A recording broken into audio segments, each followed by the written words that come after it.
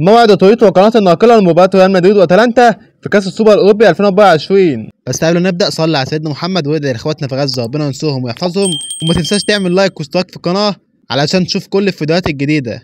بيستعد ريال مدريد مع مجموعة من النجوم العالميين إلى لقب أوروبي جديد في مواجهة اتلانتا الإيطالي في كأس السوبر الأوروبي 2024. ريال مدريد فاز بلقب دوري أبطال أوروبا للمرة 15 في تاريخه بعد الفوز في النهائي على بروسيا دورتموند 2-0.